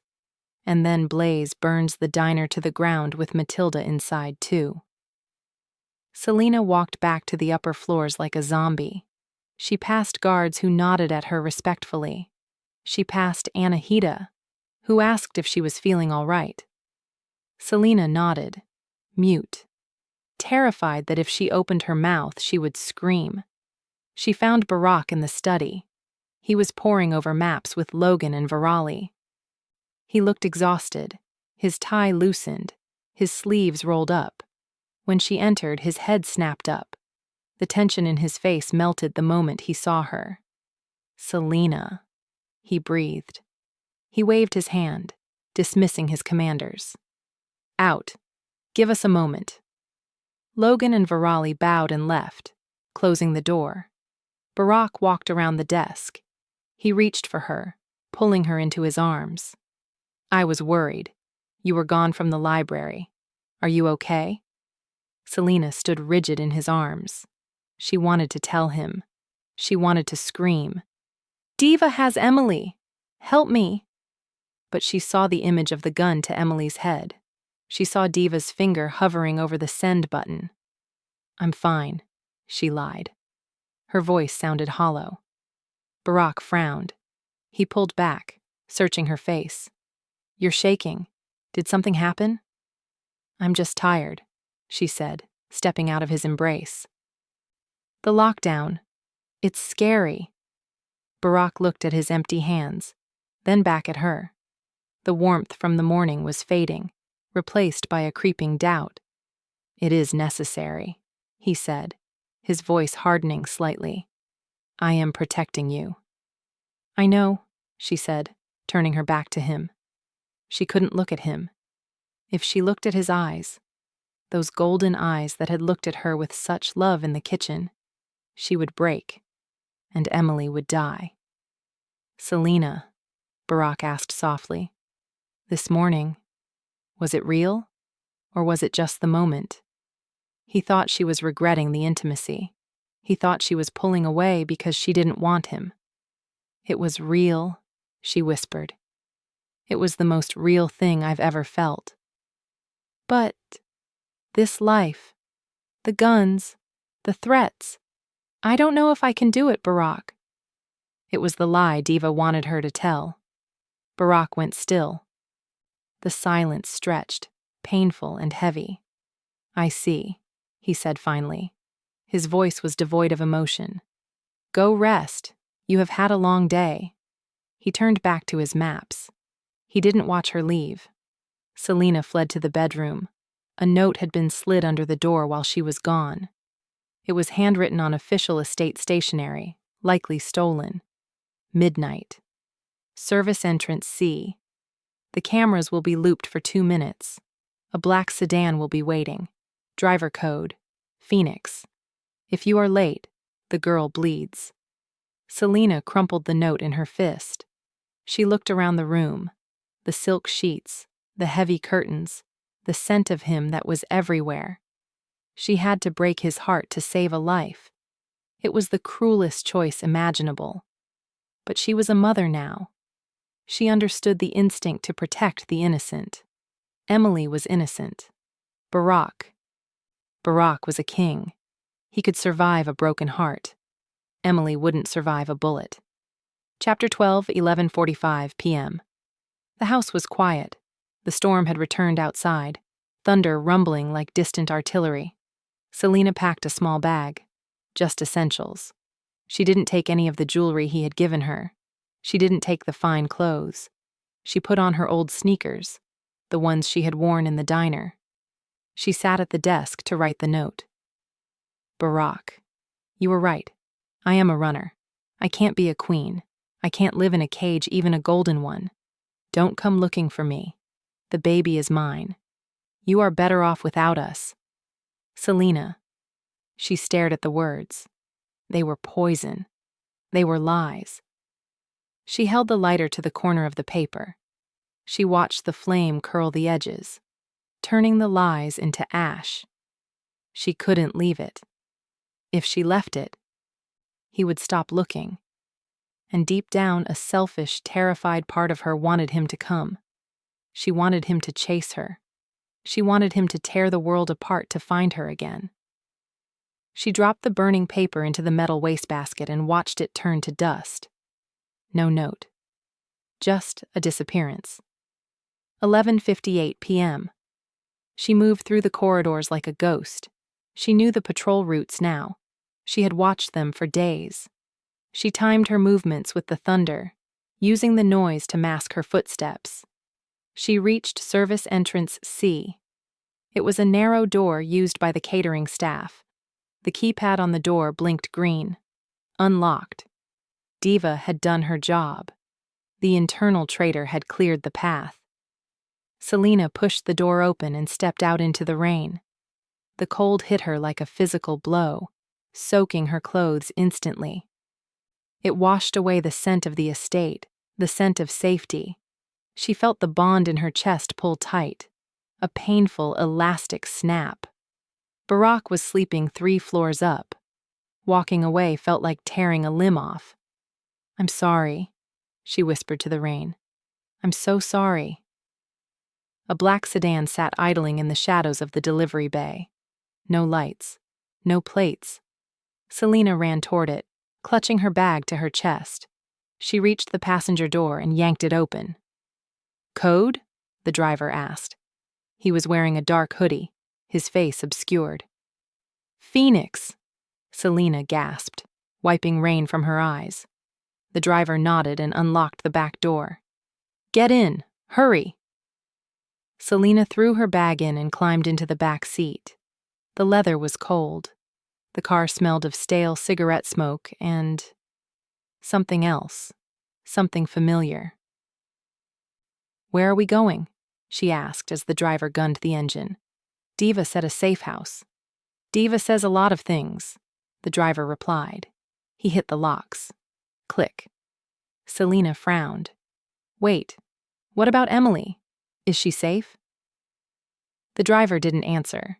He turned the car around, speeding toward the main gate, which, terrifyingly, was opening for them. Selena leaned forward. "I asked you a question. Is Emily safe?" The car passed under a streetlight. For a brief second, the light illuminated the driver's neck. There was a tattoo, a red flame, the mark of Alpha Blaze's pack. Selena's heart stopped. She lunged for the door handle, but it was disengaged. She pounded on the window. "Let me out! You're not the extraction." The driver laughed. He pulled a radio from the dashboard. "Packages secured, Alpha Blaze. We have the Luna." A crackle of static, and then Blaze's voice filled the car, smooth and terrifying. "Excellent work. And the traitor?" "Diva is staying behind to cover the tracks." "Good. Bring her to the nest. It's time to see if the butcher will bleed for his prize." Selena screamed, but the sound was swallowed by the speed of the car as they tore out onto the highway, leaving the Blackwood estate and her mate far behind in the dark. Chapter 13. Barack Liam stared at the unmade bed. The sheets were cold. He had felt the snap in the bond an hour ago, a sudden, sickening lurch in his chest that woke him from a dead sleep. He had sprinted to her room, tearing the door off its hinges in his panic, only to find nothing. No Selena. No bag. Just the faint, lingering scent of her fear and the charred remains of paper in the wastebasket. "Alpha." Logan stood in the doorway, his face pale. He held a tablet. "The service gate logs show an exit at 11:58, a maintenance vehicle." Barack didn't answer. He walked to the wastebasket. He picked up the trash can and dumped the ash into his hand. He could smell it. The sulfur of the match. The ink. And underneath it all, betrayal. "She left," Barack whispered. The pain was so acute it felt like a physical blade in his gut. "She ran again." "Alpha, we found something else," Logan said urgently. "In the laundry room, a burner phone." Barack looked up. His eyes were not golden anymore. They were black, a void where a soul used to be. "Bring it to me," he said. His voice was dead. Logan handed him the device. Barack scrolled through the texts. He saw the threats. He saw the video of the waitress, Emily. He saw the coordination with Phoenix. His hand tightened around the phone until the plastic cracked and the screen shattered into dust. "She didn't run," Barack snarled, the sound rising from his chest like a tectonic shift. The room began to vibrate with his aura. She was taken, coerced. He looked at Logan. "Wake the pack, every warrior, every enforcer. If they have touched a hair on her head, I will paint the state red with their blood." The black sedan screeched to a halt on gravel. Selena was thrown forward against the seatbelt, the strap digging painfully into her pregnant belly. She looked out the window. They weren't at a house. They were at an industrial complex, an old shipyard by the docks, rusted and looming against the stormy sky. The air here didn't smell like rain. It smelled of diesel, dead fish, and malice. "Get out," the driver barked, opening her door. Selena stumbled out into the cold wind. Her sneakers sank into the mud. She was surrounded by men in dark tactical gear, all wearing the red flame patch of Blaze's pack. They looked at her not with respect, but with hungry, mocking eyes. "So this is the prize," one of them sneered, grabbing her arm. "Don't touch me," Selena shouted, trying to wrench her arm away. "Where is Emily? You said she would be safe." "Emily?" The driver laughed, slamming the car door. "Honey, there was no gunman in the diner. That video was pre-recorded 2 days ago. The waitress is asleep in her bed." The world tilted on its axis. Selena gasped, the realization hitting her harder than a fist. "You lied." "We leveraged," the driver corrected. He shoved her forward. "Move. The Alpha is waiting." They dragged her through the rusting hull of a massive warehouse. It was hollow, echoing, and cold. In the center, sitting on a crate like it was a throne, sat Alpha Blaze. He looked impeccable in his white suit, a stark contrast to the grime around him. He was sipping whiskey from a crystal glass, watching her approach with a bored expression. "Welcome, Selena," Blaze smiled. "You look terrible. Runaway life doesn't suit you." "You promised," Selena spat, struggling against the guards holding her. "You said you would hide me." "I am hiding you." Blaze swirled his drink. "Barack will never look here. He thinks you left him. He thinks you wrote him a hate letter and vanished. By the time he realizes the truth, the heir will be born." "He will find me," Selena promised, her voice shaking with rage. "He is the king." "He is a broken man." Blaze stood up, walking toward her. "And broken men make mistakes. I'm counting on it." He reached out and grabbed her chin, forcing her to look at him. His grip was painful. "You are going to stay here until that pup is born. Then I will take the child, raise it as my own to claim the bloodline, and kill Barack when he comes to beg for it." "And me?" Selena whispered. Blaze shrugged. "You? You're just the wrapper. Once the candy is out, who cares?" He gestured to his men. "Throw her in the holding cell. Give her water. We need the incubator healthy." They dragged her away, kicking and screaming. They hauled her down a metal staircase into the bowels of the ship. They threw her into a small, windowless room with a steel door. Selena hit the floor hard, scraping her hands. The door slammed shut with a deafening clang. The lock turned. Silence. Selena curled into a ball on the cold metal floor. It was pitch black. She was alone. She had walked right into the trap. She had betrayed the only man who had ever tried to protect her, all for a lie. She wrapped her arms around her stomach, rocking back and forth. "I'm sorry, Barack." She sobbed into the darkness. "I'm so sorry." But apologies wouldn't save her. and for the first time she realized that no one was coming to save her. If she wanted her baby to live, she was going to have to save herself. Chapter 14. Hours passed. Or maybe days. In the dark, time didn't exist. Selena lay on the thin mattress in the corner of the cell. She was weak. The stress had triggered the sickness again. Her head pounded, and her stomach roiled. She tried to reach for the bond. She tried to feel Barack, but there was nothing. Just a cold, static fuzz in her mind. It was the silver. The walls of the cell were lined with it. It dampened shifter abilities, cutting her off from her mate and her wolf. "He thinks I left him," she whispered to the ceiling. That was the worst part. Barack wasn't coming because he thought she didn't want him. He was probably sitting in that nursery, looking at the empty crib, hating her. The door slot slid open. A tray of food was shoved through. Bread and water. "Eat up, Luna," a guard laughed from the other side. "Don't want the baby to starve." Selena stared at the bread. Despair was a heavy blanket, suffocating her. It would be so easy to just close her eyes, to give up, to let the darkness take her.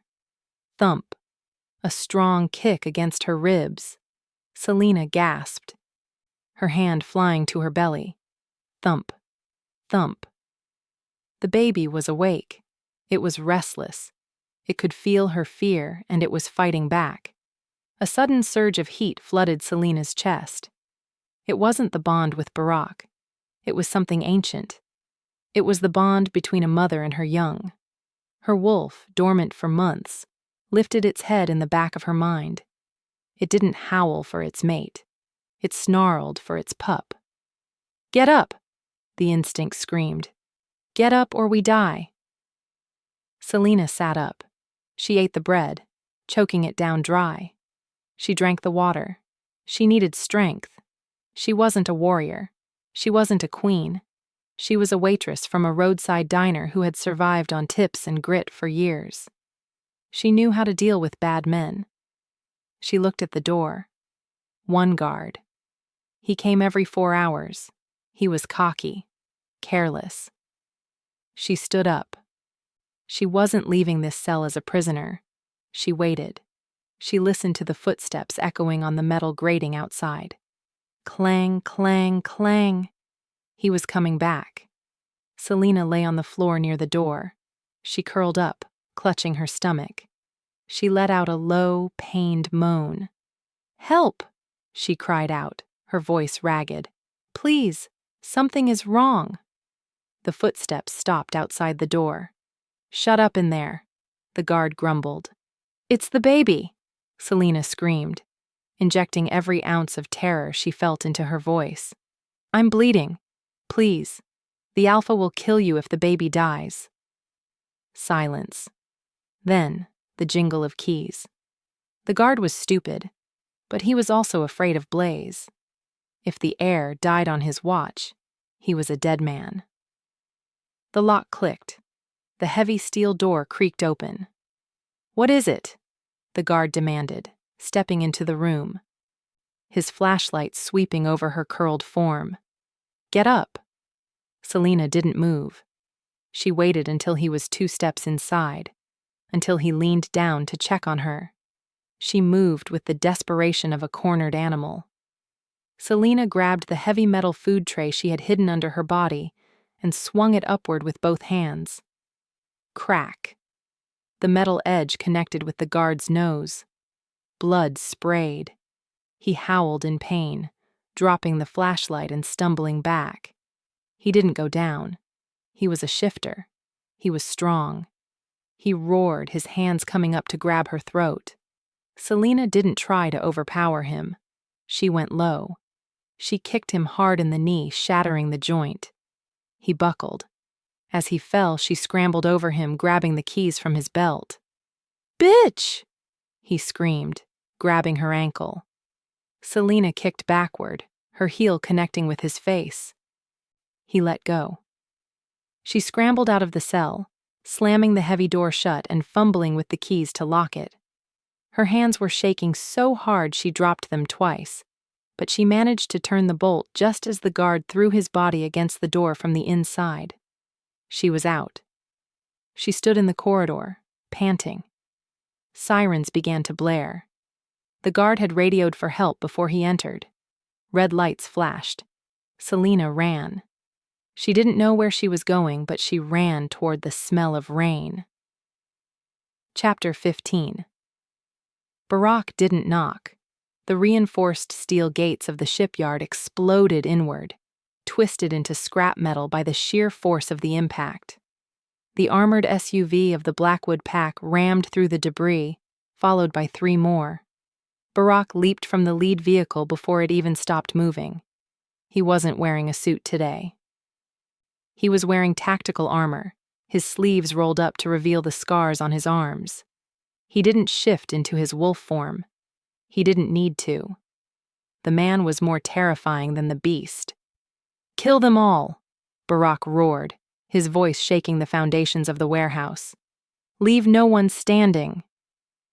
Beta Logan and the enforcers poured out, shifting mid-stride into massive gray and black wolves. They tore into Blaze's perimeter guards like a scythe through wheat. Barack walked through the chaos. A guard charged him with a stun baton. Barack caught the baton, snapped the man's arm, and threw him 20 feet into a shipping container without breaking stride. He tracked the scent. It was faint, buried under the stench of the shipyard, but he could smell her. Milk and honey and blood. "Selena!" he bellowed. Selena heard the explosion. She felt the floor vibrate. She was hiding behind a stack of oil drums on the upper catwalk of the warehouse. Below her, the shipyard had turned into a war zone. She saw wolves tearing at each other. She saw gunfire. She saw the Blackwood SUV. "He came," she sobbed, relief making her knees give out. "He came for me." But she was stuck. The staircase down was blocked by Blaze's men who were firing at the Blackwood wolves. She had to get to him. She crawled along the catwalk, trying to stay out of sight. A stray bullet pinged off the railing next to her head, sending sparks flying. She flinched, covering her head. "Barack!" she screamed, though her voice was drowned out by the noise of battle. Down below, amidst the carnage, Barack froze. His head snapped up. His eyes locked onto the catwalk. He saw her. For a second, their eyes met. The relief on his face was heartbreaking. He took a step toward the ladder. "Not so fast!" A hand grabbed Selena's hair, yanking her back. She screamed, clawing at the hand. It was Blaze. He looked disheveled, his white suit stained with soot. He had realized his army was falling. He needed his shield. "Let her go!" Barack roared from the ground floor. He started climbing the scaffolding, moving with unnatural speed. "Stay back!" Blaze shouted, dragging Selena to the edge of the railing. He pulled a silver knife from his belt and pressed it against her throat. "One more step, Butcher, and I open her up." Barack froze on the ladder. He was 20 feet below them, too far to jump. The entire warehouse seemed to go silent. The fighting slowed as the Alphas faced off. "You lose, Barack," Blaze panted, wild-eyed. "I have the queen. I have the heir. You have nothing." Selena felt the cold bite of the silver blade against her skin. It burned. She looked down at Barack. He was hanging off the side of the scaffolding, his chest heaving. He looked desperate. He looked like a man watching his entire world dangle over a precipice. "Don't hurt her," Barack said. His voice was no longer a roar. It was a beg. "Blaze, look at me. Don't hurt her. Put your weapons down." Blaze screamed at the Blackwood wolves below. "Submit, or she dies." Barack looked at Logan. He gave a tiny nod. Logan dropped his gun. The other wolves stopped fighting, lowering their heads. "I surrender," Barack said, climbing down slowly, holding his hands up. I surrender. Just let her go." Blaze laughed, a manic, high-pitched sound. "The butcher kneels. Look at him. Kneeling for a bitch and a bastard pup." Chapter 16. Barack hit the concrete floor. He fell to his knees in the dirt and oil. He lowered his head, exposing his neck, the ultimate sign of submission for an alpha. "I am yours," Barack said, his voice grating like gravel. "Take my territory. Take my life. Just let her walk away." Selena watched from the catwalk, tears streaming down her face. He was giving up everything, his pride, his power, his life. For her, after she had left him, after she had written that note. "No!" she screamed. "Barack, get up! Fight him!" "Silence!" Blaze tightened his grip, the knife drawing a thin line of blood on her neck. Barack flinched as if he had been cut himself. "I'm begging you, Blaze, take me." Blaze grinned. "Oh, I will. But I think I'll keep her too. Why settle for one trophy when I can have the whole set?" Blaze dragged Selena toward the stairs. "Beta, bring the chains. I want the great Alpha Barack Liam collared like a dog." Barack didn't move. He stayed kneeling, his eyes locked on Selena. He was communicating with her, not with words, but with the bond. "Trust me," his eyes said. Selena's heart hammered. She realized he wasn't submitting. He was waiting. He was waiting for Blaze to make a mistake. He was waiting for the distance to close. Blaze was arrogant. He thought he had won. He was dragging her down the stairs, getting closer to the ground floor. Closer to Barack. 10 feet. 5 feet. Blaze stepped onto the concrete floor, dragging Selena in front of him as a human shield. "Kiss my boot," Blaze sneered at Barack. Barack leaned forward, as if to comply. Selena saw the muscle in Barack's jaw jump.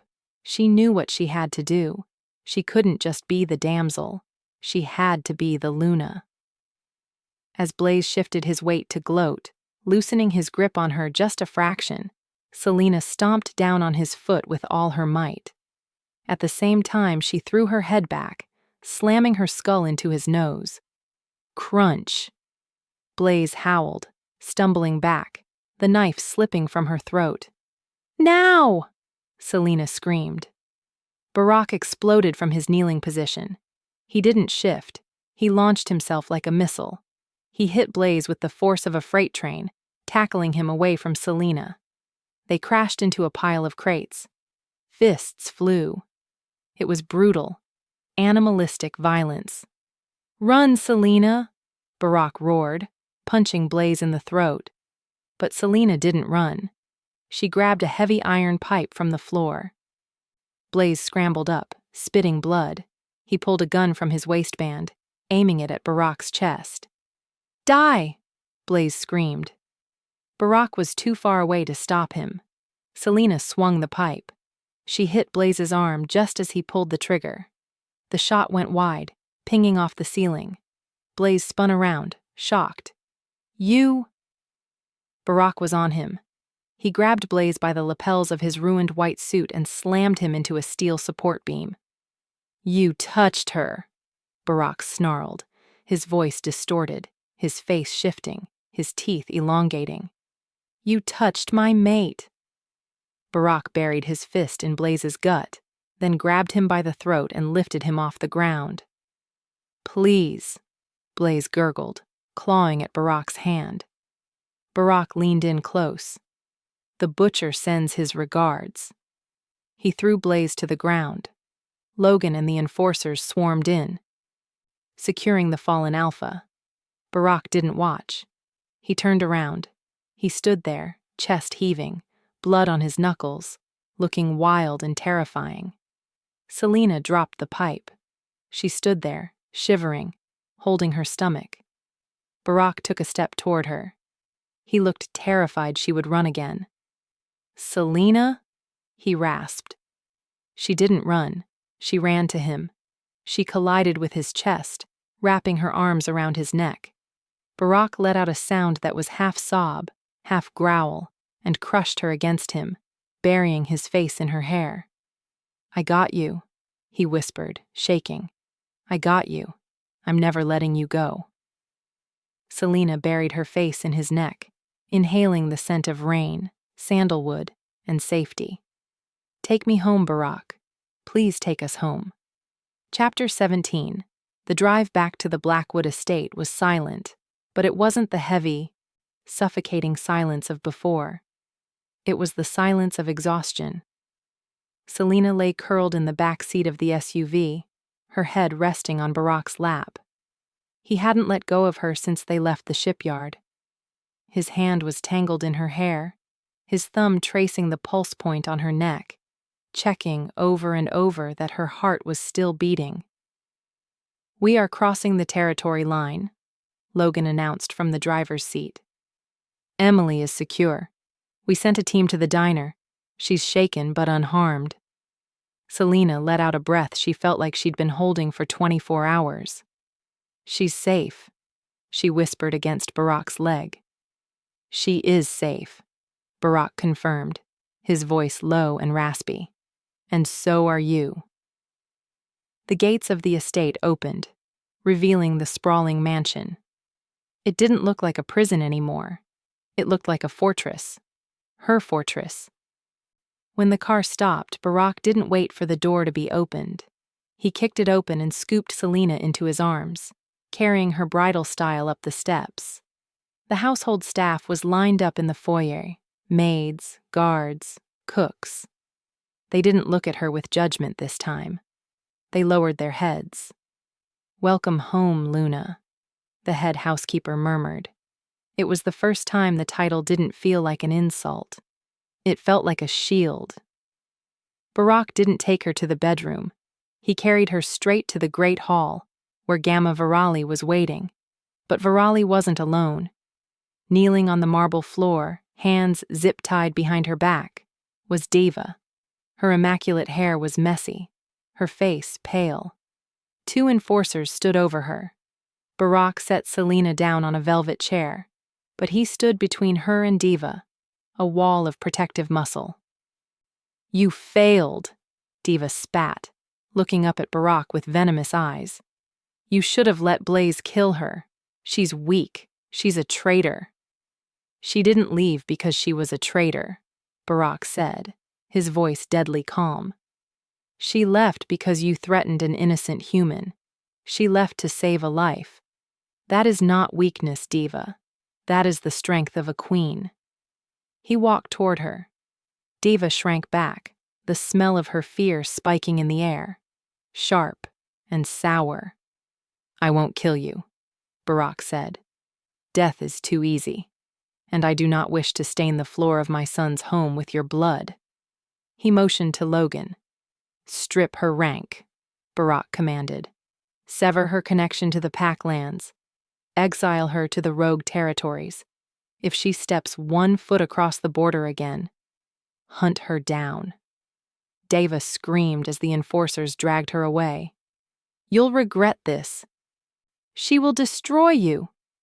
Her screams faded as the heavy doors slammed shut. Barack turned back to Selena. The butcher mask fell away, leaving only a tired, relieved man. He knelt in front of her chair, taking her small hands in his massive, scarred ones. "It's over," he whispered. "The rod is cut out." Later that night, the bedroom was warm and quiet. Barack had insisted on bathing her, washing the grime of the shipyard from her skin with a tenderness that made her chest ache. Now she sat on the edge of the bed while he dried her hair. "I found the ash," he said quietly, pausing the towel. "In the wastebasket." Selena froze. "I thought you wrote a letter," Barack said, his voice tight. "I thought you wrote that you hated me, that you never wanted to see me again." Selena turned around, grabbing his hands. "I tried to," she admitted, tears welling in her eyes. "Diva told me to write it, to break your heart so you wouldn't follow me. But I couldn't do it." "Why?" Barack asked, searching her eyes. "Because it wasn't true," she whispered. "I burned it because even in the middle of running away, I wanted you to come. I wanted you to find me." Barack closed his eyes, pressing his forehead against hers. "I will always find you, Selena. There is no corner of this earth where you can hide from me. You are my soul." The bond between them flared, hot, bright, and unbreakable. For the first time, Selena didn't fight it. She opened her heart and let the golden thread snap into place, locking them together. Barack gasped, feeling the acceptance. He kissed her, not with hunger, but with worship. Peace settled over the room. Barack pulled the duvet up, tucking her in. "Sleep," he murmured, kissing her temple. "You need to rest. The baby needs rest." Selena closed her eyes, finally feeling safe. She felt the heavy weight of Barack's arm drape over her waist, anchoring her to the bed, anchoring her to him. She drifted toward sleep. Pop. A strange, wet sensation, followed immediately by a cramp that seized her entire abdomen like a vice. Selena's eyes snapped open. She gasped, gripping Barack's forearm, her nails digging into his skin. "Barack!" He was awake instantly. "What? What is it?" "The bed," she panted, the pain rolling over her in a suffocating wave. "It's wet." Barack threw the covers back. The sheets were soaked. He looked at her, panic widening his golden eyes. It was too soon. It was a month early. The stress of the kidnapping, the fight, the adrenaline. It had triggered labor. "The baby!" Selena cried out as another contraction hit her, harder this time. "He's coming!" Chapter 18. "Anahita!" Barack roared, his voice booming through the intercom system. "Medical team to the master suite, now!" The next hour was a blur of chaos. Selena was moved not to a hospital, but to the birthing suite Anahita had prepared in the East Wing. The room smelled of antiseptic and lavender, but beneath it, Selena could smell Barack's terror. He was pacing the room like a caged animal. Every time she groaned in pain, he flinched. "She's in distress!" Barack snarled at Dr. Anahita. "Fix it." "She is in labor, Alpha," Anahita said calmly, though her hands moved fast. "The pup is strong. He is fighting to get out. But Selena is exhausted. Her energy reserves are low." Barack rushed to the bedside, dropping to his knees. He grabbed Kalina's hand. "Take it," he ordered. "Take my strength. Take all of it." He pushed his power through the bond. Selena gasped as the energy flooded her veins, bolstering her flagging heart. It was overwhelming, thick, masculine, and ancient power. "I can't," she sobbed, sweat plastering her hair to her face. "It hurts too much." "You can," Barack swore, kissing her knuckles. "You fought off Blaze. You survived the streets. You are the strongest thing I have ever known. Do this for us, Selena. Bring him home." The hours stretched into the night. The storm outside raged, mirroring the battle inside the room. "One more push, Selena," Anahita commanded. "I can see the head." "I can't." "Yes, you can." Barack was right there, supporting her back, his face pressed against her neck. "Push, Selena. Push!" Selena screamed. A primal sound that tore from her throat. She gave everything she had left, every ounce of love, fear, and hope. She felt the pressure release. Silence filled the room. For one terrifying second, there was no sound. Barack went rigid against her back. Selena held her breath, her heart stopping. Then, "Wah!" A loud, lusty cry pierced the air. It was the sound of life, the sound of a new set of lungs announcing their arrival to the world. "It's a boy," Anahita announced, her voice thick with emotion. She lifted the wriggling, wet bundle. He was tiny, but perfect. And even covered in the fluids of birth, he had a shock of dark hair. Anahita cleaned the baby quickly, wrapping him in a soft white blanket. She walked over to Barack. "Alpha," she said softly. "Your son." Barack stood up. His hands that had snapped necks, crushed phones, and wielded weapons, were trembling uncontrollably. He reached out. Anahita placed the bundle in his arms. Barack looked down. The baby blinked, opening his eyes. They weren't blue like a human baby's. They were gold, pure, molten gold. The butcher of the East Coast broke. Tears spilled over Barack's cheeks, tracking through the stubble on his jaw. He let out a choked sob, pulling the baby against his chest, burying his nose in the soft fuzz of the infant's hair. "My heir," he whispered, his voice cracking. "My son." He turned to Selena. He sat on the edge of the bed and placed the baby in her arms. "Look what you did," he said, looking at her with a reverence usually reserved for gods. "You gave me a future." Selena looked down at the baby. He smelled of milk and honey. He smelled like them. "He's perfect," she whispered, touching the baby's tiny fist. "He is," Barack agreed. "But he needs a name." Selena looked up at Barack. "Liam," she said, "after his father." Barack smiled, a true, unburdened smile that reached his eyes.